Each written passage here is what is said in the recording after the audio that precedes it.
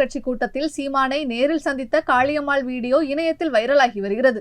நாம் தமிழர் கட்சியின் முக்கிய நிர்வாகியாக இருக்கும் காளியம்மாள் குறித்து அக்கட்சியின் ஒருங்கிணைப்பாளர் சீமான் பேசியது மிகப்பெரிய சர்ச்சையை ஏற்படுத்தியிருந்தது. இதனால் காளியம்மாள் நாம் தமிழர் கட்சியின் சார்பில் நடைபெறும் கூட்டங்கள் மற்றும் ஆர்ப்பாட்டங்களில் இருந்து விலகியிருந்தார். இந்த ஆடியோ விவகாரம் குறித்து பல இடங்களில் சீமானுக்கு ஆதரவாகவே அவர் பேசியிருந்தாலும் கட்சியின் செயல்பாடுகளில் இருந்து விலகியே இருந்தார். இந்நிலையில் நாம் தமிழர் கட்சியை விட்டு காளியம்மாள் வெளியேறி இருப்பதாகவும் அதிமுக மற்றும் தாவேகாவுடன் அவர் பேச்சுவார்த்தையில் ஈடுபட்டு வருவதாகவும் செய்திகள் வெளியாகியிருந்தது. இந்நிலையில் திருச்சியில் நேற்று நாம் தமிழர் கட்சி சார்பில் நடைபெற்ற கூட்டத்தில் காளியம்மாள் கலந்து கொண்டுள்ளார். அங்கு சீமானை அவர் நேருக்கு நேராக சந்தித்து பேசிய வீடியோ இணையத்தில் வைரலாகி வருகிறது.